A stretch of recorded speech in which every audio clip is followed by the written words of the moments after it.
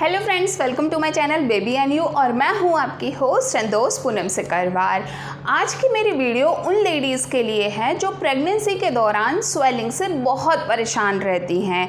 आज की इस वीडियो में मैं आपको बताने वाली हूं कि स्वेलिंग क्यों होती है, स्वेलिंग से कैसे बचा जाए और अगर आपको स्वेलिंग हो जाती है तो कौन सी ऐसी होम रेमेडीज़ हैं जिनको कि आप अपनाकर स्वेलिंग को कम कर सकती हैं।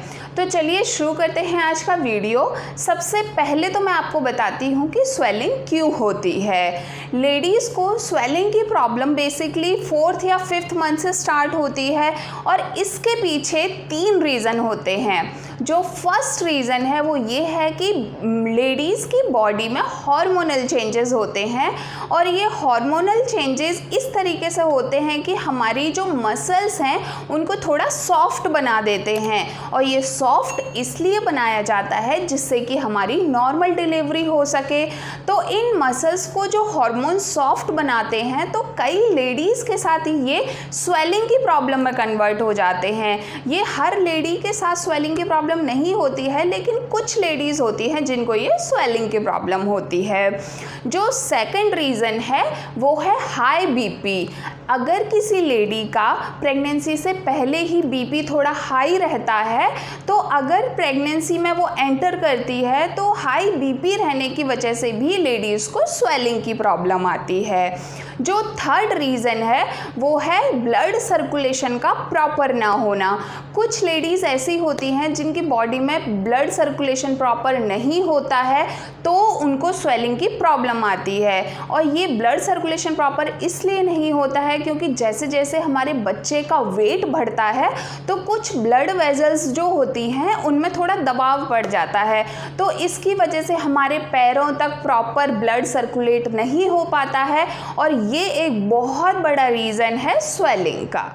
तो चलिए अब मैं आपको बताती हूँ कि ऐसे कौन से प्रिकॉशंस आपको लेने चाहिए जिससे कि आपको स्वेलिंग की प्रॉब्लम ना हो। आज मैं आपको ऐसी 10 टिप्स दूंगी जिससे कि आपको स्वेलिंग कभी भी नहीं होगी, क्योंकि इन टिप्स को मैंने अपनी प्रेगनेंसी में फॉलो किया और मुझे थ्रू आउट प्रेगनेंसी कभी भी स्वेलिंग की प्रॉब्लम नहीं हुई थी। जो फर्स्ट टिप है वो ये है कि आपको अपनी डाइट में नमक का इंटेक थोड़ा कम रखना है। जितना कम आप अपनी डाइट में नमक यूज़ करेंगी उतना ही आपका बीपी कंट्रोल में रहेगा और बीपी कंट्रोल में रहेगा तो आपको स्वेलिंग की प्रॉब्लम नहीं आएगी। जो सेकंड पॉइंट है वो ये है कि जब भी आप सोएं तो आप अपनी पैरों के नीचे तकिया लगा कर सोएं। तो इससे क्या होता है कि आपका ब्लड सर्कुलेशन बिल्कुल परफेक्ट रहता है और जितना आपका ब्लड सर्कुलेशन सही रहेगा आप स्वेलिंग से बच सकती हैं। जो थर्ड पॉइंट है वो ये है कि आप अपनी डाइट में वाटर का यूज़ ज़रूर करें। अगर आप वाटर यूज़ नहीं करेंगी, बहुत सारी लेडीज़ ये गलती करती हैं कि वो वाटर का कंजप्शन ज़्यादा नहीं रखती हैं तो भी स्वेलिंग की प्रॉब्लम होती है। और अगर आपसे पानी बहुत नहीं पिया जाता है तो आप कोकोनट वाटर का यूज़ कर सकती हैं।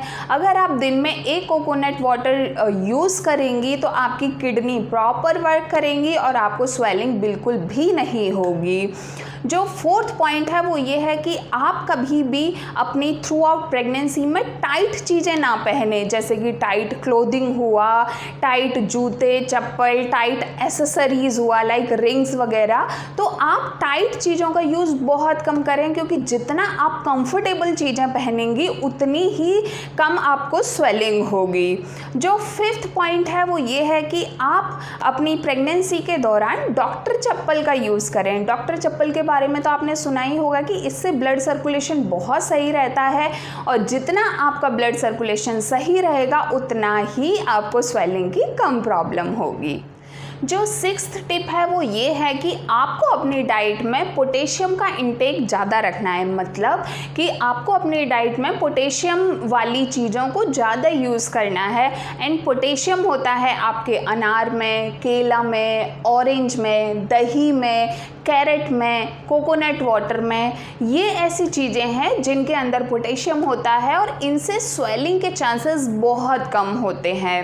जो 7th टिप है वो ये है कि जब भी आप अपनी प्रेगनेंसी में सोएं तो आप अपने लेफ़्ट साइड में सोएं, क्योंकि अगर आप लेफ़्ट साइड में सोती हो तो ये आपके लिए और आपके बच्चे के लिए, दोनों के लिए ही बहुत सही रहता है, क्योंकि इससे ब्लड सर्कुलेशन बहुत सही रहता है। अब इसके बाद हम बात करते हैं हमारी 8th टिप की। 8th टिप ये है कि आप कभी भी बहुत देर तक ज़्यादा खड़े या बहुत बैठे ना रहें। जितना हो सके आप अपनी बॉडी के पोस्चर को चेंज करते रहें। ज़्यादा खड़ा नहीं रहना है, ज़्यादा बैठे नहीं रहना है, मतलब आपका बॉडी का पोस्चर थोड़ा आरामदायक रहना चाहिए। तो ये भी बहुत बड़ी टिप है। इसके बाद हम बात करते हैं 9th टिप की। 9th टिप ये है कि आपको बाहर धूप में नहीं जाना है, मतलब धूप से भी बहुत इफ़ेक्ट पड़ता है। बहुत ज़्यादा आप धूप में ना घूमें, क्योंकि धूप की वजह से भी काफ़ी लेडीज़ को स्वेलिंग की प्रॉब्लम आ जाती है। अब हम बात करते हैं अपनी 10th टिप की। 10th टिप आप सबके लिए यही है कि आप डेली 20 या 30 मिनट वॉक जरूर करें, क्योंकि जितना आप वॉक करते हो आपके बॉडी की सारी मसल्स बहुत सही रहती हैं, आपका ब्लड सर्कुलेशन सही रहता है। तो ये मेरी जो 10 टिप्स हैं, अगर आप उनको फॉलो करोगी तो आपको प्रेगनेंसी की प्रॉब्लम नहीं होगी। चलिए अब हम बात करते हैं कि अगर आपने इन सबको फॉलो भी किया या फिर नहीं किया, लेकिन अब आपको स्वेलिंग हो गई, तो उस स्वेलिंग को आप कैसे कम करें। तो इसके लिए आज मैं आपको कुछ होम रेमेडीज़ बताऊंगी, जिनको अगर आप यूज़ करोगी तो आपकी स्वेलिंग कम हो जाएगी। तो फर्स्ट होम रेमेडी जिससे कि आपकी स्वेलिंग कम हो जाएगी वो ये है कि आपको आइसिंग का यूज़ करना है। आपको 5 या 6 आइस क्यूब्स लेने हैं और उसको एक हैंकी के अंदर रख लेना है, और जिस इफ़ेक्टेड एरिया, मतलब कि जैसे आपके पैर में स्वेलिंग है, हाथ में स्वेलिंग है, जहाँ भी आपको स्वेलिंग है उससे फिर आपको रब करना है। तो ये बर्फ़ जो है वो बहुत सही रहती है स्वेलिंग के लिए। जो सेकंड है रेमेडी वो ये है कि आप पत्ता गोभी का यूज़ करें। पत्ता गोभी के भी बहुत बेनिफिट्स होते हैं। आपको क्या करना है कि एक पत्ता गोभी को लेके फ्रिज में रखना है जब तक कि वो ठंडी ना हो जाए अच्छी तरीके से, और जब वो बहुत अच्छे से ठंडी हो जाए तो उसके जो लेयर्स हैं उनको निकाल कर और अपने पैरों पे लपेटना है और उससे 20 मिनट या 30 मिनट तक रखना है। ये भी काफ़ी इफ़ेक्टिव होता है।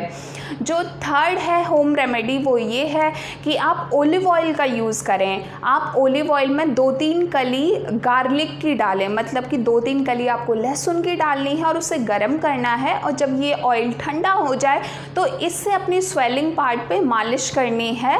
इससे भी बहुत इफ़ेक्ट मिलता है। जो फोर्थ होम रेमेडी है वो ये है कि आपको बेकिंग सोडा का यूज़ करना है, और बेकिंग सोडा ऐसे यूज़ कीजिए कि आप 2 चम्मच राइस लीजिए और उसको 1 कप पानी में बॉईल करने के लिए रख दीजिए, और फिर उसमें आपको 2 स्पून बेकिंग सोडा डालना है। तो ये एक तरीके का पेस्ट बन जाएगा, और इस पेस्ट को आपको अफेक्टेड एरिया पे लगाना है। तो ये भी काफ़ी हेल्पफुल होता है, और ये चारों ही बहुत ही हेल्पफुल होम रेमेडी हैं। देखिए, अगर आपके घरेलू नुस्खे अपनाने के बाद भी आपकी स्वेलिंग कम नहीं हो रही है, या फिर आपकी स्वेलिंग जो है वो 1 या 2 वीक से ज़्यादा हो गई है, बार बार हो रही है, तो प्लीज़ आप डॉक्टर को ज़रूर कंसल्ट करें, क्योंकि स्वेलिंग के पीछे ब्लड सर्कुलेशन की प्रॉब्लम, बीपी की प्रॉब्लम, काफ़ी सारी प्रॉब्लम्स होती हैं, जो अगर आप डॉक्टर को कंसल्ट करोगी तो आपका डॉक्टर आपको बीपी की दवाइयाँ देगा।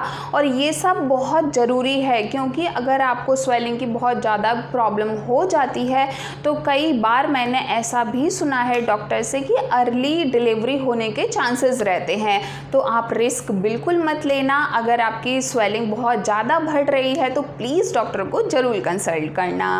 सो guys, stay tuned to my channel. आज की इस वीडियो में मैंने आपको स्वेलिंग से रिलेटेड सारी चीज़ों के बारे में बताया है। अगर आपको ये मेरा वीडियो पसंद आया हो तो प्लीज़ इसको लाइक एंड शेयर ज़रूर करें, और अगर आप मेरे चैनल पे फर्स्ट टाइम आए हैं तो इसको सब्सक्राइब करें एंड बेल आइकन को प्रेस करें। इससे मेरे आगे जितने भी वीडियोस आने वाले हैं वो आप तक ज़रूर पहुंचेंगे।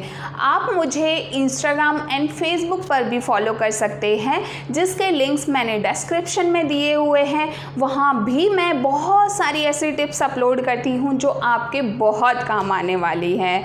सो गाइज़, मैं बहुत जल्दी एक और नया वीडियो लेकर आऊँगी। तब तक के लिए take care of yours and bye bye.